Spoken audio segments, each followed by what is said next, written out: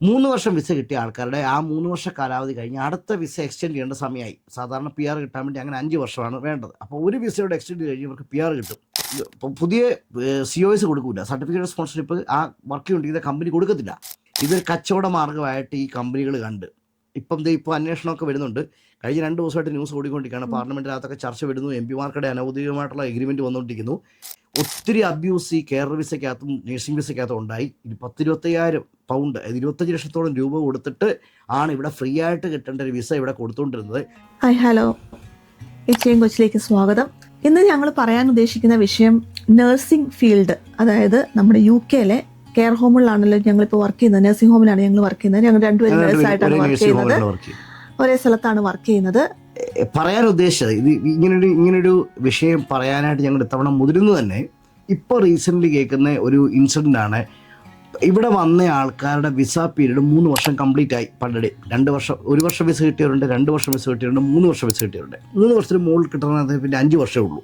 ഭൂരിഭാഗം പേരും വളരെ നോർമലായിട്ട് കിട്ടുന്ന വിസ എന്ന് പറഞ്ഞാൽ 3 വർഷമാണ്. 3 വർഷം വിസ കിട്ടിയ ആൾക്കാരുടെ ആ 3 വർഷ കാലാവധി കഴിഞ്ഞ് അടുത്ത വിസ എക്സ്റ്റെൻഡ് ചെയ്യേണ്ട സമയമായി. സാധാരണ PR കിട്ടാൻ വേണ്ടി അങ്ങനെ 5 വർഷമാണ് വേണ്ടത്. അപ്പോൾ ഒരു വിസയോടെ എക്സ്റ്റെൻഡ് കഴിഞ്ഞ് ഇവർക്ക് PR കിട്ടും. പക്ഷേ ഇപ്പോൾ ഒരു ട്രെൻഡ് ഓടിക്കൊണ്ടിരിക്കുന്നു. ആദ്യം കെയർമാർക്കിടെയാണ് ഇത് കേട്ടത്. കെയർ വിസ നിൽക്കുന്ന ആൾക്കാർക്ക് കെയർ വിസ പുതുക്കി കൊടുക്കില്ല, പുതിയ COS കൊടുക്കില്ല, സർട്ടിഫിക്കറ്റ് സ്പോൺസർഷിപ്പ് ആ വർക്ക് ചെയ്തുകൊണ്ടിരിക്കുന്ന കമ്പനി കൊടുക്കത്തില്ല. അപ്പോൾ അന്ന് ഞങ്ങൾ വിചാരിച്ചത്, ഞങ്ങൾ മാത്രമല്ല ഭൂരിഭാഗം പേരും ചർച്ച ചെയ്യുന്നതും വിചാരിക്കുന്നതും ഇതൊരു കച്ചവട മാർഗ്ഗമായിട്ട് ഈ കമ്പനികൾ കണ്ട് ഇപ്പോൾ അന്വേഷണമൊക്കെ വരുന്നുണ്ട്. കഴിഞ്ഞ 2 ദിവസമായിട്ട് ന്യൂസ് ഓടിക്കൊണ്ടിരിക്കുകയാണ്. പാർലമെൻറ്റിനകത്തൊക്കെ ചർച്ച വരുന്നു, MP-മാർക്കിടെ അനൗദ്യോഗികമായിട്ടുള്ള എഗ്രിമെൻറ്റ് വന്നുകൊണ്ടിരിക്കുന്നു. ഒത്തിരി അബ്യൂസ് ഈ കേരള വിസയ്ക്കകത്തും നേഴ്സിംഗ് വിസയ്ക്കകത്തും ഉണ്ടായി. 10-25,000 പൗണ്ട്, 25 ലക്ഷത്തോളം രൂപ കൊടുത്തിട്ട് ആണ് ഇവിടെ ഫ്രീ ആയിട്ട് കിട്ടേണ്ട ഒരു വിസ ഇവിടെ കൊടുത്തുകൊണ്ടിരുന്നത്. അങ്ങനെ അബ്യൂസ് ചെയ്തിരിക്കുന്ന ഒത്തിരിയേറെ കേസുകൾ പൊങ്ങി വന്നിരിക്കുന്നു. അതുകൊണ്ട് ഇത്തരം കെയർ ഹോമുകളെയും ഈ സിസ്റ്റത്തെ അബ്യൂസ് ചെയ്ത കെയർ ഹോമുകളെയും അതിന് കളിച്ച ഏജൻറ്റുകളെയും ഇങ്ങനെ വന്ന ആയിട്ട് ഇങ്ങനെ കുടിയേറി വന്ന ആൾക്കാരെയും പുറത്താക്കണം, അവരെ കണ്ടുപിടിക്കണം, ശിക്ഷിക്കണം, പുറത്താക്കണം എന്ന് പറഞ്ഞ ഒരു റൂമർ ഓടുന്നുണ്ട്. ഞങ്ങൾ അതിനെക്കുറിച്ച് പിന്നീടൊരു വീഡിയോ ചെയ്യാം, കാരണം അതിനകത്ത് കൂടുതൽ ക്ലാരിറ്റി വരുന്നുള്ളൂ എന്താണ് ഒരു ആക്ഷൻ ഉണ്ടാകാൻ പോകുന്നത്. പക്ഷേ ഇപ്പം ഫേസ് ചെയ്തുകൊണ്ടിരുന്ന പ്രശ്നം ഈ കെയർമാർക്ക് ഈ വിസ പുതുക്കാൻ പറ്റുന്നില്ല. ഈ ഹോം പറയുന്നത് നിങ്ങൾ വേറെ എവിടത്ത് പോയി വിസ കണ്ടുപിടിച്ചു, ഞങ്ങളുടെ ഇനി തരാൻ വിസയില്ല. ഒന്ന്, അവരുടെ സ്പോൺസർഷിപ്പ് നഷ്ടപ്പെട്ടു. 2, ഇവർ പോയി കഴിഞ്ഞാൽ ആ സ്ഥാനത്തോട് വേറെ ആളെ കയറ്റാം എന്നൊരു വാചകം കിട്ടി, വീണ്ടും പൈസ കൊടുത്ത് കയറ്റാൻ വേണ്ടി സ്ഥാനം കിട്ടി. ഇതായിരുന്നു ഞങ്ങളെല്ലാം വിചാരിച്ചുകൊണ്ടത്. പക്ഷേ ഈ കഴിഞ്ഞ ഇടയ്ക്ക് ഞങ്ങളുടെ 2 പേരുടെ ഫ്രണ്ട്സായിട്ടുള്ള കുറച്ച് നേഴ്സുമാർ ഇവിടെ വന്നിട്ട് സൈഫ് വഴി നേഴ്സുമാരായി, ഇവിടെ കെയർമാരായിട്ട് വന്നു. ഇവിടെ വന്ന് സൈഫ് എന്ന് പറഞ്ഞ പാത്ത് വഴി NMC പിൻ നമ്പർ എടുത്തു. അവർ നേഴ്സുമാരായിട്ട് വർക്ക് ചെയ്യായിരുന്നു. കഴിഞ്ഞ 1 വർഷം 1.5 വർഷമായിട്ട് വർക്ക് ചെയ്യായിരുന്നു. അവരെല്ലാം ഇങ്ങനെ സൈഫ് വഴി നേഴ്സുമാരായതാണ്. ഇവരെല്ലാം ഇവിടെ കെയർ ഫീൽഡിലും വർക്ക് ചെയ്തിട്ടുണ്ട്, നേഴ്സായിട്ടും വർക്ക് ചെയ്തിട്ടുണ്ട്. പക്ഷേ അവരുടെ കാലാവധി തീരാറായപ്പോഴത്തേക്കും, വിസ പുതുക്കുന്ന സമയമായപ്പോഴത്തേനും അവർക്ക് വിസ പുതുക്കി തരത്തിൽ ഇപ്പോഴേ പറഞ്ഞിരിക്കുന്നു, വിസ പുതുക്കാൻ സമയമായിട്ടില്ല. പക്ഷേ ഇപ്പോഴേ പറയുന്നത് ഇങ്ങനെയാണെങ്കിൽ ഞങ്ങൾക്ക് ബുദ്ധിമുട്ടുണ്ട്, നിങ്ങളുടെ വിസ പുതുക്കാനും പറഞ്ഞിരിക്കുന്നു. ഇവർ കാറി ലോകം മൊത്തം അന്വേഷിച്ച് നടക്കാൻ എന്നാ ചെയ്യേണ്ടതെന്ന് അറിയാൻ മേലാതെ. അപ്പം ഇതിനെക്കുറിച്ച് ഞങ്ങൾ ഇതൊന്ന് പഠിക്കാൻ ശ്രമിച്ചു. എന്തുകൊണ്ട് അങ്ങനെ അങ്ങനെ ഒരാൾക്ക് പറയാൻ പറ്റുന്നത്? നിങ്ങളെ ഇവിടം വരെ വന്ന് നിങ്ങളെ നേഴ്സാകാൻ സഹായിച്ചവരാണ്, അവർക്ക് ആവശ്യമുണ്ട് നേഴ്സിനെ ഇല്ലേ, എന്നിട്ട് എന്തുകൊണ്ട് നിങ്ങൾക്ക് വിസ പുതുക്കി തരുന്നതെന്ന് പറയുന്നു എന്ന് ഞങ്ങൾ അന്വേഷിക്കുന്നിടത്ത് വന്ന കുറേയേറെ കണ്ടെത്തലുകളാണിത്. ഞങ്ങളുടെ എക്സ്പീരിയൻസ് ചെയ്യേണ്ട ഒരു 10-15 വർഷത്തിന് മുകളിലുണ്ട് ഇവിടുത്തെ ഈ ഫീൽഡിൽ. മെയിനായിട്ട് കെയർ ഹോം എക്സ്പീരിയൻസ് ആണ്. ഞങ്ങളുടെ NHS നേഴ്സുമാരല്ല, ഈ പറഞ്ഞ ആൾക്കാരും NHS നേഴ്സുമാരല്ല, ഇവർ കെയർ ഹോം നേഴ്സുമാരാണ്. അപ്പം എന്തുവാണ് കെയർ ഹോം എന്ന് നിങ്ങൾക്ക് കണ്ടുകൊണ്ടിരിക്കുന്നത് നിങ്ങൾക്കും കൂടെ മനസ്സിലാകാൻ വേണ്ടിയാണ് ഈ പറയുന്ന കാരണങ്ങൾ നിങ്ങളൊന്ന് കേട്ടു നോക്കുക. അതായത് കെയർ ഹോമിനകത്തെ നേഴ്സിംഗ് എന്ന് പറഞ്ഞാൽ കംപ്ലീറ്റ്ലി ഡിഫറെൻ്റ് ആണ്. നാട്ടിലെ ഒരു ഹോസ്പിറ്റൽ, അല്ലെങ്കിൽ ഗൾഫിലെ ഒരു ഹോസ്പിറ്റൽ, അല്ലെങ്കിൽ ഇവിടെ ഒരു ഹോസ്പിറ്റലിൽ വർക്ക് ചെയ്യുന്ന ഒരു എൻവയോൺമെൻറ്റിലോട് പോയി ചിന്തിക്കാൻ കൂടി പറ്റത്തില്ലാത്തത്രയും വ്യത്യസ്തമായിട്ടുള്ള ഒരു അനുഭവമാണ് കെയർ ഹോം നേഴ്സിംഗ് എന്ന് പറയുന്നത്. നിങ്ങളാണ് ഇൻചാർജ്, നിങ്ങൾ മാത്രമാണ് ഇൻചാർജ്. നിങ്ങളൊരു നേഴ്സേ കാണൂ, ബാക്കി ചിലപ്പോൾ കൂട്ടത്തിൽ 10-20 കെയർമാർ കാണും, 10-70 രോഗികൾ കാണുമായിരിക്കും. അതൊക്കെ രണ്ടാമത്തെ കാര്യമാണ്. ഇതൊന്നും നിങ്ങൾ നേരിട്ട് ഉത്തരവാദിത്വം എടുക്കേണ്ടതായിരിക്കില്ല. പക്ഷെ പിൻ നമ്പറുള്ള നേഴ്സ് നിങ്ങൾ മാത്രമായിരിക്കും. ഒരു പ്രശ്നം ഉണ്ടായി കഴിയുമ്പോൾ തീരുമാനം എടുക്കേണ്ടത് നിങ്ങൾ മാത്രമാണ്. അതാണ് കെയർ ഹോം നേഴ്സിൻ്റെ പ്രഷർ എന്ന് പറയുന്നത്. ആ പ്രഷർ എടുക്കാനാണ് അത്രയും കാശ് കൂട്ടിത്തരുന്നത്. ഞങ്ങളിപ്പം റീസെൻ്റ്ലി വന്നൊരു ന്യൂസാണ്. ഷഫീൽഡിലുള്ള ഒരു കെയർ ഹോമിൽ ഒരു റെസിഡൻ്റ് ഫാമിലി കംപ്ലയിൻറ്റ് ചെയ്തിരിക്കുന്നു സ്കൈ ന്യൂസിൽ. അവരുടെ അമ്മയെ പ്രോപ്പറായിട്ട് നോക്കിയില്ല, ദേഹം മുഴുവൻ ബ്രൂയിസസ്, അതുപോലെ ഒരു വൂണ്ട് കെയർ ഉണ്ടായിരുന്നു, അത് പ്രോപ്പറായിട്ട് ചെയ്യാതിരുന്നതുകൊണ്ട് മാഗറ്റ്സ്, മറ്റേ പുഴുക്കൾ കണ്ടുപിടിച്ചു. അതുപോലെ അവരെ ബെഡിൽ തന്നെ ഇട്ടു, അവരെ കുളിപ്പിച്ചിട്ടില്ല. റെക്കോർഡ് എടുത്ത് നോക്കിയപ്പോൾ ആകെ 5 ദിവസമാണ് ആ കുളിപ്പിച്ചിട്ടുള്ളൂ. അപ്പം അതിന് ഓഫ് കോഴ്സ് ഇതിനെതിരെ അവർ CQCക്ക് നേരെ എന്ന് അവർ അന്വേഷണം ചോദിച്ചിരിക്കുന്നു. എന്തുകൊണ്ട് നിങ്ങൾ ആ ഹോമിന് ഗുഡ് സ്റ്റാൻഡേർഡ് കൊടുത്തിരിക്കുന്നു, ഇത്രയും പ്രോപ്പർ അല്ലാതെ നെഗ്ലക്റ്റ് എന്നുള്ളൊരു വാക്ക് എന്ന് പറയുന്നത് വളരെ ഇമ്പോർട്ടൻ്റ് ആണ് ഒരു കെയർ ഫീൽഡിൽ. ഇവിടെ ബുള്ളിങ് നെഗ്ലക്റ്റും കട്ട ഇമ്പോർട്ടൻറ്റ് വേണം. ഒരിക്കലും കംപ്ലൈൻറ്റ് പോലും അറിയാതെ പോലും കാര്യമില്ലാതെ നിങ്ങൾക്ക് തെളിവില്ലാതെ എഴുതിരുതാത്തൊരു വാചകമാണ്. നമ്മൾ ഒരിടത്ത് വർക്ക് ചെയ്ത് 1 വർഷമായി 2 വർഷമായി കഴിയുമ്പോഴത്തേക്കും നമ്മൾ പലതിനോട് അങ്ങ് യൂസ്ഡ് ആവും. അതായത് ഓക്കെ ഇത് അങ്ങനെ അങ്ങ് പോയാൽ മതി, ഇതിനിപ്പം ഇപ്പോൾ ഒരാൾ ഒരു ദിവസം എഴുപ്പിച്ചില്ലെങ്കിൽ 2-3 ദിവസം എഴുന്നേപ്പിച്ചില്ലെങ്കിൽ തിരക്കല്ലേ, അങ്ങനെ ചെയ്തു കഴിഞ്ഞാൽ മതിയായിരിക്കും എന്നുള്ള രീതിയിൽ അങ്ങനെ എടുത്തു കഴിഞ്ഞു കഴിഞ്ഞാൽ ഇത് വേറെ രീതിയിലേക്ക് മാറാനുള്ള ചാൻസ് ഉണ്ട്. അതായത് കയ്യിൽ നിന്ന് നമ്മുടെ കൈ വിട്ട് പോയി അത് വെളിയിലേക്ക് കംപ്ലൈൻ്റ് ആയി കഴിഞ്ഞു കഴിഞ്ഞാൽ നമ്മുടെ പിൻ നമ്പറിനെ ഇത് അഫക്റ്റ് ചെയ്യും. അപ്പം ഇതിനെ ഇതിൻ്റെതായ സീരിയസ്നെസ്സിൽ കാണുക. കുറേ ഇൻസിഡൻസ് ഇപ്പം ഞങ്ങൾ ഇപ്പം ഏജൻസി ആയിട്ട് ഞങ്ങൾ പോകുന്നുണ്ട്. ഇപ്പം ഇപ്പോൾ 19 ഒരു കെയർ ഹോമിലെങ്കിലും പോയി. ഏജൻസി ആയിട്ട് കുറേ വർഷത്തെ പഴക്കമുണ്ട്. കാരണം ഞങ്ങൾ പല പല പല ഹോമുകൾക്കകത്ത് കുറേ വർഷങ്ങളായിട്ട് വർക്ക് ചെയ്തുകൊണ്ടിരിക്കും. മുമ്പൊക്കെ നമുക്ക് അവിടെ ചെന്ന് കഴിയുമ്പോഴത്തേക്കും പല ന്യൂസുകളും അല്ലെങ്കിൽ ഇവിടെ ഇങ്ങനെ ഒരു പ്രശ്നം ഉണ്ടായി, ഇൻസിഡൻസ്, ഇൻവെസ്റ്റിഗേഷൻസ്, ഇങ്ങനെ ഒരു നേഴ്സ് ഇൻവെസ്റ്റിഗേഷനിൽ പെട്ടിരിക്കുവാണ്, അപ്പം ഹിയറിംഗ് ആണ്, ഇതാണ് അവിടുത്തെ പ്രശ്നം, ഇങ്ങനെയായിരുന്നു. അപ്പം പല പല ന്യൂസുകൾ കേട്ട് ശരിക്കും പറഞ്ഞാൽ നല്ല പേടിയുണ്ട്. ഓരോ ദിവസവും നമ്മൾ ചെല്ലുന്നതിന് മുമ്പ് പ്രാർത്ഥിച്ചിട്ടാണ് നമ്മൾ ഷിഫ്റ്റിന് കയറുന്നത്. കുഴപ്പമൊന്നും ഉണ്ടാവല്ലേ. ഒരു ഇൻഡക്ഷൻ പോലും ഇല്ല. ഏജൻസി നേഴ്സ് പറഞ്ഞാൽ നമ്മൾ രാവിലെ അങ്ങോട്ട് ചെല്ലുന്നു, അവർ കീഴെടുത്ത് കൈ തരുന്നു, ഒരു ഹാൻഡ് ഓവർ ഷീറ്റിനകത്ത് സാധനം കൊണ്ട് വായിക്കുന്നു, കഴിഞ്ഞ്. നമുക്ക് കെയർ പ്ലാൻ വായിക്കാൻ നേരെ ഒന്നുമില്ല. നമ്മൾ നേരെ ചെയ്യുന്ന ജോലിക്കും കയറുക. ഇച്ചിരി റിസ്ക്കുള്ള പണിയാണത്. അത് ചെയ്ത് എത്ര വലിയ കോൺഫിഡൻസ് ആയെന്ന് പറഞ്ഞാലും നിങ്ങളുടെ പിൻ നമ്പർ കട്ട റിസ്ക്കിലാണ്. എപ്പോൾ വേണേലും ഒരു ചെറിയ തെറ്റിനകത്ത് നിങ്ങളുടെ പിൻ നമ്പർ പോകാം. അങ്ങനത്തെ റിസ്ക്കുള്ള ജോബാണ് ഏജൻസി നേഴ്സിങ്. അപ്പം എന്തൊക്കെയാണ് ഇപ്പം ഈ ഇടയ്ക്ക് വന്ന പ്രശ്നങ്ങൾ, അതിനെ ഒഴിവാക്കാൻ വേണ്ടി ഞങ്ങളുടെ ഈ ചെറിയ എക്സ്പീരിയൻസും കൊണ്ട് ഞങ്ങൾക്ക് എന്തൊക്കെയാണ് സജസ്റ്റ് ചെയ്യാൻ പറ്റുന്നത്. ഇതൊന്നും ലാസ്റ്റ് വേർഡ് അല്ല, അതിനെ ലാസ്റ്റ് വേർഡായിട്ടും കാണരുത്. പക്ഷെ എനിക്ക് തോന്നുന്നത് നഴ്സുമാരായിട്ട് ഇപ്പം കയറിയവർക്കൊക്കെ ചിലപ്പോൾ ഉപകാരപ്പെട്ടേക്കാം എന്ന് കരുതികൊണ്ട് മാത്രം ചെയ്യുന്ന ഒരു വീഡിയോ ആണ്. അതിന് പ്രചോദനമായത് ഇങ്ങനെ ഒരു വീഡിയോ കണ്ടു അന്നേരം. അപ്പം പല പല പ്രശ്നങ്ങളും കേൾക്കുന്നു. അപ്പം എന്തൊക്കെയാണ് നമുക്ക് ചെയ്യാൻ പറ്റുന്നത്, ചെയ്യരുതാത്തത്, അതിനെക്കുറിച്ചൊരു ചില ലഘു വിവരണം. റിപ്പോർട്ടിങ്, അതാണ് ഫസ്റ്റായിട്ട് ഞങ്ങൾക്ക് പറയാനുള്ളത്. ഒരു ഷിഫ്റ്റിന് 8 to 8 ഷിഫ്റ്റിൽ നമ്മൾ റിപ്പോർട്ടിങ് തന്നെയാണ് നമ്മൾ ചെയ്തുകൊണ്ടിരിക്കുന്നത്. അതായത് ഒരു പ്രശ്നങ്ങളില്ലെങ്കിലും നമ്മൾ ആ പേഷ്യൻറ്റിൻ്റെ കാര്യം രാവിലെ തൊട്ട് വൈകുന്നേരം വരെ കുഴപ്പമില്ലായിരുന്നു എന്നും പറഞ്ഞ് ഒരു എൻട്രി എഴുതാതെ നമുക്ക് അവിടെ നിന്ന് പോരാൻ പറ്റത്തില്ല. അത് മസ്റ്റാണ്. കെയർ ഹോമിലെ മെയിൻ ശ്രദ്ധിക്കേണ്ട ആൾക്കാർ, അല്ലെങ്കിൽ നമ്മൾ കൂടുതൽ കെയർ കൊടുക്കേണ്ട ആൾക്കാർ എപ്പോഴും റെസിഡൻസ് ആണ്. പക്ഷേ അതിലും വലിയ രാജാക്കന്മാരാണ് അവരെ ഇവിടെ കൊണ്ടാക്കിയ അവരുടെ റിലേറ്റീവ്സ്. അതായത് നമ്മുടെ ക്ലയൻസ് എന്ന് പറയുന്നത് ഡയറക്റ്റ് ക്ലയന്റ് എന്ന് പറഞ്ഞാൽ റെസിഡൻസ് ആണ് എപ്പോഴും. തീർച്ചയായിട്ടും നമ്മുടെ ഉത്തരവാദിത്തം അവരോടാണ്. ശരിക്കും പറഞ്ഞാൽ അവർ രോഗികളല്ല. രോഗികളെന്ന് പറയുമ്പോൾ അവർ ഹോസ്പിറ്റലിൽ പോയി കിടക്കണം. ഇവിടെ അവിടെയാണല്ലോ താമസിക്കുന്നത്. അവർ താമസിക്കാൻ വേണ്ടി നമ്മുടെ ഓൾഡ് ഏജ് ഹോമിലെ പോലെ വന്ന് കിടക്കുവാണ്. അപ്പൊ അവരെ റെസിഡൻസ് എന്നാണ് ഞങ്ങൾ വിളിക്കുന്നത്. അവരുടെ വീടാണത്. ഇപ്പൊ നിങ്ങൾക്ക് പുതുതായിട്ട് വന്ന നേഴ്സുമാർക്കകത്ത് ഒരു കൺഫ്യൂഷൻ ഉണ്ടായിരുന്ന പേഷ്യൻസും റെസിഡൻസും തമ്മിൽ നിങ്ങൾക്ക് ഒരു ക്ലാരിറ്റി കിട്ടുന്നതിനും തോന്നുന്നു. പേഷ്യൻ്റ് എന്ന് പറയുന്നത് എനിക്ക് എന്നെ നോക്കുമോ, എനിക്ക് ഇന്ന പ്രശ്നങ്ങളുണ്ട്, എനിക്ക് ഹാർട്ട് അറ്റാക്ക് ഉണ്ട്, എനിക്ക് ഇന്ന റിക്കവറി ഉണ്ട്, അതുകൊണ്ട് എന്നെ നോക്കുമോ എന്ന് പറഞ്ഞാൽ ഹോസ്പിറ്റലിൽ കിടക്കുന്ന പേഷ്യൻസ്. അതാണ് നമ്മൾ ഇതുവരെ കേരളത്തിലും അല്ലെ ഇന്ത്യയിലും ഗൾഫിലും ഒക്കെ ജോലി ചെയ്ത് നേഴ്സുമാർ കണ്ടുവന്നിട്ടുള്ള അതാണ്. അതുകൊണ്ട് തന്നെ നിങ്ങൾക്ക് ഇവിടെ വന്നിട്ട് കെയർ ഹോമിനകത്തെ ഈ റെസിഡൻസ് എന്ന് പറയുന്ന ഈ വിഭാഗത്തെ കാണുമ്പം നിങ്ങൾക്കിത് പേഷ്യൻസ് ആയിട്ട് തോന്നാം. ഇത് ശരിക്കും പേഷ്യൻസ് അല്ല. നമ്മൾ അവരുടെ വീട്ടിൽ അവർക്ക് വേണ്ടി വർക്ക് ചെയ്യുന്നു എന്നുള്ളതാണ് നിങ്ങൾ ചിന്തിക്കേണ്ട പോയിന്റ്. അങ്ങനെയാണ് ഇതിനെ കാണേണ്ട കൺസെപ്റ്റ്. ഇതൊരു ബിസിനസ് മോഡലാണ്. ഓൾഡ് ഏജ് ഹോമെന്നും വൃദ്ധസദനം എന്നൊക്കെ നാട്ടുകാർ പറയും. ശരിക്കും ഈ സംഭവിച്ചുകൊണ്ടിരിക്കുന്നത് പറഞ്ഞാൽ നിങ്ങൾ വർക്ക് ചെയ്യുന്നത് അവരുടെ വീട്ടിൽ, അവർ പൈസ കൊടുത്ത് അവരുടെ ലക്ഷറിയസ് ആയിട്ടുള്ള സൗകര്യങ്ങൾക്കകത്ത് അവരെ ലുക്ക് ആഫ്റ്റർ ചെയ്യാനുള്ള ആൾക്കാരുള്ള ഒരു വീട്ടിൽ വന്ന് അവർ താമസിക്കുന്നു. അവരുടെ വീടാണ്. അപ്പം അത് ക്ലയന്റ് എന്ന് പറഞ്ഞാൽ അവരാണ് മുതലാളി. നിങ്ങൾ അവിടുത്തെ നേഴ്സ്, അവരെ നോക്കാൻ വേണ്ടി ആക്കിയിരിക്കുന്ന ഒരു നേഴ്സ്. അത്രേ ഉള്ളൂ. ഇതൊന്ന് മനസ്സിലാക്കിയതിന് പകുതി പ്രശ്നം കഴിഞ്ഞു. അതുപോലെ എല്ലാവരും എപ്പോഴും സിക്കായിരിക്കണം എന്നില്ല. അവരവിടെ താമസിക്കുവാണല്ലോ. നമ്മളോടൊക്കെ വണ്ടി ഓടിച്ച് വെളിയിൽ പോകുന്ന ആൾക്കാരുണ്ട്. അപ്പം പക്ഷെ ഇപ്പം ഒരു ട്രെൻഡ് മാറിയിരിക്കുന്നെന്ന് പറഞ്ഞു കഴിഞ്ഞാൽ ഇപ്പൊ ഈ കോവിഡ് ഒക്കെ കഴിഞ്ഞ് സാമ്പത്തിക മാന്ദ്യമൊക്കെ കഴിഞ്ഞ് കഴിഞ്ഞപ്പം ഇച്ചിരി വയ്യാത്ത ആൾക്കാരാണ് ഇപ്പൊ കെയർ ഹോമിലേക്ക് വരുന്നത്. അങ്ങനെ പറ്റുന്നവരെല്ലാവരും വീട്ടിൽ തന്നെ കെയർമാരെയൊക്കെ വെച്ചിട്ട്. അപ്പം നമ്മുടെ നഴ്സുമാരുടെ പണി കൂടി, അത്ര കൊണ്ട് വേറൊന്നുമില്ല.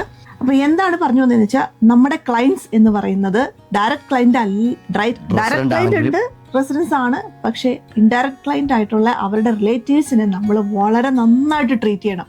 ട്രീറ്റ് ചെയ്യേണ്ടതെന്ന് വെച്ചാൽ അവർക്ക് തോന്നണം നമ്മൾ അവരുടെ എന്താ പറയുക പിറക്കാതെ പോയ മോനും മോളും ഒക്കെയാണ്.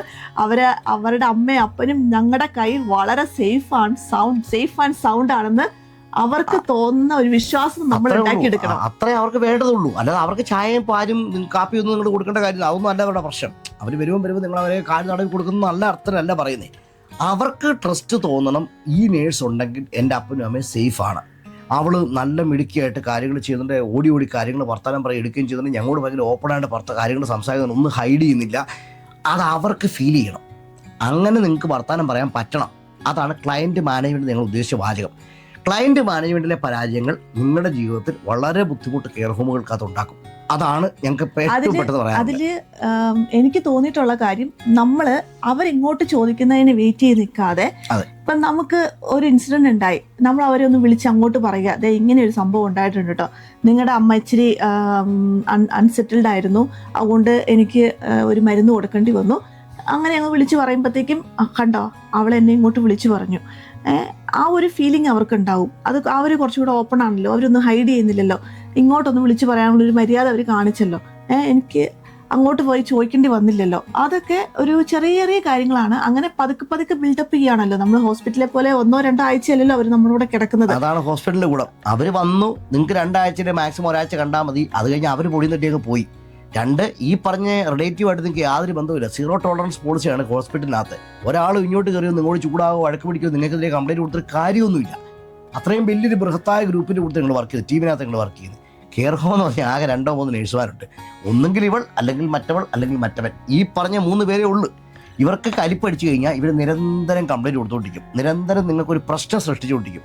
നിങ്ങളുടെ ഷിഫ്റ്റ് എത്ര നല്ലതാണെങ്കിലും അത് വൃത്തികേടാക്കാൻ വേണ്ടി ഇതുപോലത്തെ ഒരു ക്ലയൻറ്റ് മതി. അടുത്ത ഇച്ചിരി സീരിയസ് ആയിട്ടുള്ള ഇൻസിഡന്റ് ആണ്. അതായത് പേഷ്യന്റ് സ്റ്റേബിൾ ആയിട്ട് പോയിക്കൊണ്ടിരിക്കുന്നു, നമ്മൾ എന്തെങ്കിലും വന്നു കഴിഞ്ഞാൽ ഹോസ്പിറ്റലിൽ വിളിക്കുന്നു, ഹോസ്പിറ്റലിൽ വിടുന്നു, അങ്ങനെ പോയിക്കൊണ്ടിരിക്കുമ്പോൾ നമ്മുടെ ഫാമിലിക്ക് അങ്ങ് തോന്നുവാണ്, എൻ്റെ അച്ഛനും അമ്മയും ഇത്രയും പ്രായമായി, അവരെന്തിനാ ഇനി ഹോസ്പിറ്റലിൽ പോയി കഷ്ടപ്പെടുന്നത്? കാരണം ഹോസ്പിറ്റലിൽ ചെല്ലുക എന്ന് പറയുന്നത് എല്ലാവർക്കും ഒരു ബാഡ് എക്സ്പീരിയൻസ് ആണ്. അവിടുന്ന് വന്നു കഴിയുമ്പോഴത്തേക്കും പിന്നെ അങ്ങോട്ട് പോകാൻ താല്പര്യം ഉണ്ടാവത്തില്ല. പല റെസിഡൻസ് ഇങ്ങോട്ട് ഇനി ഞങ്ങൾ പോകുന്നില്ല, ഞങ്ങൾ ഇവിടെ തന്നെ സെറ്റിൽ ആയിക്കോളാം, ഞങ്ങൾ ഇവിടെ കിടന്ന് മരിച്ചോളാം എന്ന് പറഞ്ഞായിരിക്കും തിരിച്ചു വരുന്നത്. പക്ഷെ നമ്മളിത് പേപ്പറിലേക്ക് അപ്പം തന്നെ ആക്കാൻ പറ്റത്തില്ല. അതായത് ഇനി എല്ലാത്തിനും ലീഗൽ പേപ്പേഴ്സും കാര്യങ്ങളൊക്കെ ഉണ്ട്. അതൊക്കെ ഓരോ കാര്യങ്ങളും തീരുമാനിക്കുന്നതിന് അതിൻ്റെതായ സ്റ്റേജസ് ഉണ്ട്, പല സ്റ്റേജ് ഉണ്ടാവും. നിപ്പിനൊന്നും തീരുമാനിക്കാൻ പറ്റത്തില്ല. പിന്നെ ഒരു എമർജൻസി വരുമ്പോഴായിരിക്കും ഇങ്ങനെ ഒരു കാര്യം വരുന്നത്. അപ്പം റെസിഡന്റിന് പോവണ്ട, അല്ലെങ്കിൽ റെസിഡന്റിന് പോകണം, ഫാമിലിക്ക് വിടണ്ട. നമ്മൾ ആരെ കേൾക്കണം? റെസിഡന്റിനെ കേൾക്കണോ, ഫാമിലിനെ കേൾക്കണം? ഓഫ് കോഴ്സ് അവിടെ ഒരു ഇഷ്യൂ വരുവാണ്. അതായത് ഒരു കോൺഫ്ലിക്റ്റ് ഉടലെടുക്കുന്നു. ഇത്ര കോൺഫ്ലിക്റ്റ് മാനേജ്മെന്റ് ആണ് കെയർ ഹോം ജീവിതം. അപ്പൊ ഈ കോൺഫ്ലിക്റ്റിനകത്ത് നിങ്ങൾ ആരുടെ കൂടെ നിൽക്കും? നമുക്ക് ഇവരുടെ ബെസ്റ്റ് ഇൻട്രസ്റ്റും കാര്യങ്ങളൊക്കെ ഒരു പരിധി വരെ നമുക്ക് കേൾക്കാൻ പറ്റുള്ളൂ. കാരണം ഫാമിലിക്കാണ് പവർ ഓഫ് അറ്റോർണി. മോളോ മോനോ പവർ ഓഫ് അറ്റോർണി ആയിട്ട് ഉള്ള ആൾക്കാർ പറയുന്നതാണ് നമ്മൾ ചെയ്യേണ്ടത്. പക്ഷെ നമുക്ക് അങ്ങനെ ചെയ്യാൻ പറ്റുമോ? കാരണം നമുക്ക് അങ്ങനെ പേപ്പേഴ്സും കാര്യങ്ങളൊന്നും ഇല്ല. വളരെ അവരെഴുതി തന്നിട്ടൊന്നുമില്ല, അവരൊരിടത്ത് സൈൻ ചെയ്തിട്ടില്ല, ഇതാണ് ഞങ്ങളുടെ തീരുമാനം എന്ന് അവർ വാക്കാൽ പറഞ്ഞു എന്നേ ഉള്ളൂ. കോട്ട് ചെയ്തൊക്കെ എഴുതി വെക്കാം. പക്ഷെ റെസിഡന്റിന്റെ കപ്പാസിറ്റി ഉണ്ടെങ്കിലോ? ഇപ്പം നാട്ടിൽ ഞങ്ങളെ കേട്ടുകൊണ്ടിരിക്കുന്ന ആൾക്കാർക്ക് എന്തുമാത്രം മനസ്സിലാവുമെന്ന് ഞങ്ങൾക്ക് അറിയത്തില്ല. പക്ഷേ ഇവിടെ വർക്ക് ചെയ്യുന്ന എല്ലാ നേഴ്സുമാർക്കും ഞങ്ങൾ എന്നാ പറയുന്നത് മനസ്സിലാകുന്നുണ്ട്. പ്രത്യേകിച്ചും കെയർ ഹോം വർക്ക് ചെയ്യുന്ന നേഴ്സുമാർ ഈ സാഹചര്യം ഒരിക്കലും അഭിമുഖിച്ചിട്ടുണ്ട്. ഇവിടെ റെസിഡന്റ് തീരുമാനിക്കുകയാണ് എനിക്ക് ഹോസ്പിറ്റലിൽ പോകണം തീരുമാനിച്ചു കഴിഞ്ഞാൽ നമുക്ക് റെസിഡന്റ് കൊടുത്ത് നിന്നേ പറ്റത്തുള്ളൂ. പക്ഷേ നിങ്ങളുടെ ക്ലയൻറ്റിനെ പടക്കി, അതെ ഇൻഡയറക്ട് ക്ലയൻ്റ് ആയിട്ടുള്ള റിലേറ്റീവിനെ പടക്കി കഴിഞ്ഞു, അടി തുടങ്ങി. ഓട്ടോമാറ്റിക്കാണ് അവർ കംപ്ലൈൻറ്റ് ചെയ്യും, അവർ നിങ്ങൾക്കെതിരെ പ്രശ്നം ഉണ്ടാക്കും, നിങ്ങളുമായിട്ട് ചേർന്ന് പോകാൻ ചില ബുദ്ധിമുട്ടും ഒക്കെ കറക്റ്റാണ്. ബട്ട് ഇതിനെല്ലാം അവനോട് വായി കിടക്കുന്ന നാക്ക് വെച്ചുള്ള ടാക്ടിക്സ് ഉണ്ട്, ഇത് വർത്തമാനം പറഞ്ഞ രീതികളുണ്ട്. അപ്പം ഇങ്ങനെ ഇൻസിഡൻറ്റിനകത്ത് ഞങ്ങൾ ചെയ്തത്, ഞങ്ങൾ പറയും ആംബുലൻസ് വിളിക്കാം, എന്നിട്ട് നിങ്ങൾ ആംബുലൻസുകാരോട് സംസാരിച്ചോളൂ. ആംബുലൻസുകാർ വരും, അവർക്കൊരു GP ഉണ്ട്, അവരുമായിട്ട് സംസാരിക്കും. ഫാമിലി അന്നേരത്തേക്കും ഒന്നെങ്കിൽ ഫോണിൽ നിൽക്കും, അല്ലെങ്കിൽ അവർ അങ്ങോട്ട് വരും. എന്നിട്ട് അവർ നേരിട്ട് സംസാരിക്കും. പിന്നെ നമ്മുടെ റിസ്ക് കുറഞ്ഞു. അതായത് നമ്മുടെ പിൻ നമ്പർ കവറാണ്. നമ്മുടെ ഉത്തരവാദിത്വമായിട്ടുള്ള വെളിയിൽ നിന്നുള്ള എമർജൻസി അസിസ്റ്റൻസ് നമ്മൾ സീക്ക് ചെയ്ത് കഴിഞ്ഞു. നമ്മൾ മറച്ചു വെച്ചിട്ടോ അല്ലെങ്കിൽ ഇവർ പറഞ്ഞു കേട്ടോ മിണ്ടായിരുന്നൊന്നും ചെയ്തിട്ടില്ല. എമർജൻസി ആംബുലൻസ് വന്ന് നിൽപ്പുണ്ട്, നിങ്ങളും ആംബുലൻസ് തല്ലി പിടിച്ചോതേ, നിങ്ങൾ എന്നിട്ട് ആംബുലൻസിനെ കൺവിൻസ് ചെയ്തോ, അത് നിങ്ങളുടെ പ്രശ്നമാണ്, നമ്മുടെ പ്രശ്നമല്ല. നമ്മുടെ ഇൻചാർജ് ആയിട്ടുള്ള ഈ ഹോമിനകത്ത് ഇൻചാർജ് ഉള്ള നിലയിലുള്ള ഉത്തരവാദിത്വം നമ്മൾ ചെയ്ത് കഴിഞ്ഞു. ബാക്കി നിങ്ങൾ നമ്മുടെ ഡ്യൂട്ടി ഓഫ് കെയർ ആണ് നമ്മൾ ആ പേഷ്യന്റിനെ സേഫ് ആക്കുക എന്നുള്ളത്. നമ്മൾ സേഫ് ആക്കാനുള്ള മെയിൻ ആയിട്ടുള്ള മെഷേഴ്സ് ആയിട്ടുള്ള ആംബുലൻസിനെ വിളിച്ച് അവിടെ നിർത്തി. ഇനി പോണോ വേണ്ടയോ എന്നുള്ളത് ആ പേഷ്യൻറ്റിൻ്റെയും അതുപോലെ അവരുടെ റിലേറ്റീവ്സും തമ്മിൽ തീരുമാനിച്ചെടുക്കേണ്ട കാര്യമാണ്. അപ്പം അതൊരു മെയിൻ ഇതാണ്, ടാക്ടീസ് ആണ്. അത് കുറച്ച് നാൾ കഴിഞ്ഞ് കഴിയുമ്പോഴത്തേക്കും നമുക്ക് ആ ഒരു ടേംസിലെത്താൻ പറ്റും. പക്ഷെ ഇതുപോലെ വിളിച്ചു എന്നും പറഞ്ഞ് ഫാമിലി കംപ്ലൈൻറ്റ് ചെയ്തിട്ടുണ്ട്, അതും ഞാൻ ഫേസ് ചെയ്തിട്ടുണ്ട്. അപ്പോൾ വിളിച്ചില്ല എങ്കിൽ അതിലും വലിയ കോംപ്ലിക്കേഷൻസ് ആണ്. അപ്പം നമ്മൾ ചെയ്യുക ഏതിനാണ് പ്രയോറിറ്റി കൊടുക്കേണ്ടതെന്ന്. വിളിച്ചില്ലെങ്കിൽ അത് നമ്മളെ പിന്നമ്പറിനെ ബാധിക്കും. വിളിച്ചു കഴിഞ്ഞാൽ ശരിയാണ്, ഫാമിലി കംപ്ലൈൻറ്റ് ചെയ്തെങ്കിലും അത് നമുക്ക് വാദിക്കാൻ പറ്റും. അതായത് എനിക്ക് എൻ്റെ ഡ്യൂട്ടി ഓഫ് കെയർ അതെനിക്ക് ചെയ്യണമായിരുന്നു എന്നും പറഞ്ഞ് നമുക്ക് വാദിച്ച് നമ്മൾ തന്നെയാണ് വിജയിക്കത്തുള്ളൂ. ആ സ്ഥലത്താണ് ഞങ്ങൾ പറഞ്ഞ ഈ നേഴ്സുമാർക്ക് അടുത്ത ഒരാളുടെ ഒരു ഇൻസിഡൻറ്റ് ഉണ്ടായിരിക്കുന്നത്. പുള്ളിക്കാരി അങ്ങ് തീർത്ത് പറഞ്ഞു, എനിക്കറിയാൻ ഞാൻ ചെയ്യുന്നത് എന്തുവാന്നുള്ളത്, ഞാനാണ് നേഴ്സ്. സത്യമാണ്, പറഞ്ഞ വാചകം കറക്റ്റാണ്. പിന്നമ്പറുടെ നേഴ്സ് ഞാനാണ്. രാത്രി 1 മണിക്ക് ഇവിടെ എന്ത് നടക്കണമെന്ന് തീരുമാനിക്കേണ്ട ആൾ ഞാനാണ്. പാനിക്കായി പുള്ളിയുടെ പ്രഷർ കൂടിയപ്പോൾ പുള്ളി പറഞ്ഞു പോയ കുറേ വാചകങ്ങളാണ്. അങ്ങനെ ഒരു വാചകം പറഞ്ഞു. ക്ലയൻറ്റ് റിലേറ്റീവ്സ് ഫോൺ വെച്ചു, കട്ടക്കരിപ്പിച്ച് ഒരു ഫോൺ വെച്ചു. ഓക്കെ, നാളെ രാവിലെ ഞങ്ങൾ കണ്ടോളാം, നീ എന്നാച്ചാൽ നിൻ്റെ ഇഷ്ടം പോലെ ചെയ്തോളാൻ പറഞ്ഞു. അവരുടെ ആകെയുള്ള ആവശ്യം എന്ന് പറഞ്ഞാൽ മമ്മിനെ ഇപ്പോൾ ഹോസ്പിറ്റലിൽ വിടരുത്. ഈ രാത്രി 1 മണിക്ക് ഹോസ്പിറ്റലിൽ വിട്ടാൽ അവർ രാവിലെ 6 മണി 7 മണി വരെ വെറുതെ ആ ട്രോളിയെ ആ കോറിഡോർ കിടക്കത്തേ ഉള്ളൂ. ആരും വന്ന് നോക്കാൻ പോകുന്നില്ല. ഞങ്ങൾക്കിപ്പോൾ പോകാൻ പറ്റത്തില്ല അവരുടെ കൂട്ടത്തിൽ. നിങ്ങളൊട്ട് ആളെ വിടത്തുമില്ല. ആളെ വിടുവാണെങ്കിൽ വിട്ടു, അല്ലെങ്കിൽ വിടണ്ടെന്നുള്ളത് മാത്രമേ പറഞ്ഞുള്ളൂ. ഈ പുള്ളിക്കാരിയൊക്കെ തീരുമാനിച്ചു അതൊന്നും പറഞ്ഞാൽ പറ്റത്തില്ല. പുള്ളിക്കാരി പേടിക്കുന്നതനുസരിച്ച് ഈ പുള്ളിക്കാരുടെ ഓക്സിജൻ സാച്ചുറേഷൻ കുറഞ്ഞുകൊണ്ടിരിക്കുകയാണ്. എന്തിനാണ് റിസ്ക് എടുക്കുന്നത്? ഓക്സിജൻ സാച്ചുറേഷൻ എന്ന് പറഞ്ഞു കഴിഞ്ഞാൽ നമ്മുടെ ബ്ലഡിലുള്ള ഓക്സിജന്റെ ലെവല്. അപ്പോൾ അത് കുറയാന്ന് പറഞ്ഞാൽ ആൾ മരിക്കും. അധികം താമസിയാൽ കുറഞ്ഞു വന്ന ആൾ മരിച്ചു പോകും. എത്രയും ഓക്സിജൻ കൊടുക്കണം. കെയർ ഹോമുകൾക്കകത്ത് ഓക്സിജൻ കൊടുക്കാനുള്ള സംവിധാനമില്ല. IV ഇഞ്ചക്ഷൻ IV ലൈൻ കൊടുക്കാനും കെയർ ഹോമുകൾക്കകത്ത് സംവിധാനമില്ല. അങ്ങനെ നിയമമില്ല. ഓട്ടോമാറ്റിക്കായിട്ടും നമുക്ക് ഇയാളെ ഹോസ്പിറ്റലിൽ വിട്ടേ പറ്റൂ. അപ്പം പുള്ളിക്കാരുടെ പിൻ നമ്പർ പ്രൊട്ടക്ട് ചെയ്യാനും സ്വസ്ഥമായിട്ട് അവനവനെ കവർ ചെയ്യാൻ വേണ്ടി അങ്ങ് വാദിച്ചു. എനിക്കറിയാൻ ഞാൻ ചെയ്യുന്നതെന്ന് അന്ന് ഞാൻ എന്തായാലും വിട്ടിട്ട് അടങ്ങത്തുള്ളത് പറഞ്ഞു. ബൈ മെഡിക്കൽ പുള്ളിയുടെ പ്രൊഫഷണൽ ഡിഗ്രി വെച്ച് പുള്ളിയുടെ പ്രൊഫഷൻ്റെ സ്കോപ്പ് വെച്ച് പുള്ളി പറഞ്ഞ പെർഫെക്റ്റ് റൈറ്റ് ആയിട്ടുള്ള കാര്യമാണ്. അതിനകത്ത് ഒരു തെറ്റുമില്ല. പുള്ളിക്കാരി ആംബുലൻസ് വിളിച്ചു, ഈ റെസിഡൻറ്റിനെ ഹോസ്പിറ്റലിൽ വിട്ടു. ആൾ സേഫായി, ഒക്കെ കറക്റ്റാണ്. പക്ഷേ ഫാമിലി ഉടക്കി. പിറ്റേ ദിവസം രാവിലെ മുതൽ ഈ പുള്ളിക്കാരിക്കെതിരെ ഇല്ലാത്ത കംപ്ലൈൻ്റ് ഒന്നുമില്ല. പിന്നെ കുറേ കാലങ്ങളോളം ഇതിനെതിരെ കംപ്ലൈൻ്റ് ആയിരുന്നു. കാരണം ഇവിടെ ആരോടും മിക്സ് ആൻഡ് മാച്ച് ആകുന്നില്ല, ഒട്ടോട് മിങ്കിൾ ആകുന്നില്ല, ടീമിനോട് മിങ്കിൾ ആകുന്നില്ല, ആൾക്കാരോട് മിങ്കിൾ ആകുന്നില്ല. കാരണം അവൾ വിചാരിക്കുന്നത് അവൾ ചെയ്ത റൈറ്റ് ആണെന്നുള്ളതാണ്. റൈറ്റ് തന്നെയാണ്, പക്ഷെ അത് പറയേണ്ട രീതിക്ക് പറഞ്ഞെത്തിക്കാൻ ഒരു നാക്ക് കിട്ടിയില്ല. അവൾ വിചാരിച്ച് അവൾ പറയുന്നത് അവളുടെ സ്കോപ്പ് മാത്രമാണ് റൈറ്റ് നമ്മൾ വിചാരിച്ച്. ഇതാണ് ഒരു പ്രശ്നം. നമ്മുടെ ഈഗോ വളരെ ഒരു ഇതാണ്. നമുക്ക് എന്തുമാത്രം എക്സ്പീരിയൻസ് ഉള്ള നേഴ്സാണെങ്കിലും ഈ കെയർ ഹോമിൽ അല്ലെങ്കിൽ നമ്മൾ പീപ്പിൾ മാനേജ്മെൻറ്റ് വരുമ്പോഴത്തേക്കും നമ്മുടെ ഈഗോ കുറച്ചൊന്നും മാറ്റി വെച്ച് ഇവരോട് സംസാരിച്ചെടുത്തില്ലെങ്കിൽ നമുക്ക് വിജയിക്കാൻ പറ്റും. പക്ഷെ ആ സമയത്ത് നമുക്ക് വിജയിക്കാൻ പറ്റുമായിരിക്കും. അത് കഴിഞ്ഞിട്ട് നമ്മളെ അവരിട്ട് വലിപ്പിക്കും. അപ്പം നമുക്കിടെ ടാക്ടിക്സ് ആയിട്ട് ചെയ്യുക. ആ സമയത്ത് നമ്മൾ നമ്മുടെ ഒരു എക്സ്പീരിയൻസ് വെച്ചിട്ട് അറിയില്ലെങ്കിൽ സീനിയർ ആയിട്ടുള്ള ആൾക്കാരോട് ചോദിക്കുക. നിങ്ങൾ കെയർ ഹോമിനകത്ത് വർക്ക് ചെയ്തിട്ടുള്ള മറ്റുള്ളവരോട് ഇങ്ങനെ ഇൻസിഡൻറ്റ് ഉണ്ടായത് നിങ്ങൾ എന്ത് ചെയ്യും, എന്താണ് നിങ്ങളൊക്കെ ചെയ്ത മെത്തേഡുകൾ എന്തുവാണ്, ആൾക്കാർ പറഞ്ഞു തരും. ഇതൊന്നും ആർക്കും അറിയാൻ പറ്റാത്ത കാര്യമൊന്നുമല്ല. മിക്കവാറും പേരും വർക്ക് ചെയ്ത് ഫേസ് ചെയ്തിട്ടുള്ള പ്രശ്നങ്ങളൊക്കെ തന്നെയാണ് ഇതൊക്കെ. എല്ലാ സൊല്യൂഷൻസും നിങ്ങളുടെ കാര്യത്തിൽ വർക്ക് ചെയ്യാനായിരിക്കും. ഇനി ഇതൊന്നും നിങ്ങൾക്ക് വർക്ക് ചെയ്തില്ലെങ്കിൽ നിങ്ങൾ മാനേജ്മെന്റിനോട് സംസാരിക്കുക, ലൈൻ ചാർജിലൂടെ. എനിക്ക് ഒരു തരത്തിലും ഇത് മനസ്സിലാക്കാൻ പറ്റില്ല, എന്താ ചെയ്യേണ്ടത്, ഇങ്ങനൊരു സിറ്റുവേഷൻ ഇനിയുണ്ട്, സംഭവിച്ചു, ഒരു പ്രശ്നം ഉണ്ടായി, കംപ്ലൈൻറ്റ് വന്ന് ഞാൻ അംഗീകരിക്കുന്നു, അടുത്ത തവണ ഇങ്ങനെ പ്രശ്നം ഉണ്ടായി ഞാൻ എന്ത് തീരുമാനം എടുക്കും? ലൈൻ ചാർജിനോട് ചോദിക്കുക, അവർ പറഞ്ഞു തരും. അവർ എക്സ്പീരിയൻസ് ആയിട്ടുള്ള സ്റ്റാഫാണ്, അവർ നിങ്ങളെ ഹെൽപ്പ് ചെയ്യും. ഇതില്ലാതെ ഒറ്റയ്ക്ക് ഞാനായ ഇവിടെ നേതാവെന്ന് പറഞ്ഞ കഥയോട് നിൽക്കരുത്. അങ്ങനെ നിൽക്കുമ്പോഴാണ് ഈ പ്രശ്നം വരുന്നത്. നിങ്ങളുടെ വിസ ഫീൽഡ് കഴിയുന്ന ആൾക്കാർ നിങ്ങളെ സഹിക്കും. അത് കഴിയുമ്പോൾ അവരൊക്കെ തീരുമാനിക്കും ഇങ്ങനെ നേഴ്സ് ഇല്ലെന്നേ ഉള്ളൂ, വേറെ നേഴ്സേ എടുത്താൽ മതിയല്ലോ, ഈ നേഴ്സ് ഇല്ലാതിരിക്കുന്നത് നല്ലത് എന്ന് അവരൊക്കെ ചിന്തിക്കും. റിലേറ്റീവ്സ് ക്യാമറ റൂമുകൾക്കകത്ത് വെച്ചിട്ടുണ്ടായിരിക്കും, അതിന് നിയമമുണ്ട്. അതിനകത്ത് പോയി എൻ്റെ GDPR മുസ്ലിംസ് ആയിട്ടുള്ള ആൾക്കാർ റീസെൻ്റ്ലി കാണിച്ച ഒരു മണ്ടത്തരമാണ്. എൻ്റെ അനുവാദം കൂടാതെ എൻ്റെ ഫോട്ടോ എടുക്കാൻ പാടില്ല, ഞങ്ങൾ ഫോട്ടോ സോഷ്യൽ മീഡിയക്കകത്ത് പോസ്റ്റ് ചെയ്യത്തില്ല, ഞങ്ങളുടെ ഫോട്ടോസ് ആരും എടുക്കാൻ ഞങ്ങൾ അനുവദിക്കുന്നില്ല. GDPR കഥയൊക്കെ കറക്റ്റാണ്, നിങ്ങൾക്ക് ട്രിബ്യൂണലിൽ പോയി വാദിക്കാം. പക്ഷേ ഈ ഹോമിനകത്ത് റിലേറ്റീവ്സിന് അവരുടെ മമ്മിയെ വാച്ച് ചെയ്യാനായിട്ട് ക്യാമറ വെക്കാൻ അനുവാദം ഉണ്ടായിരുന്നു.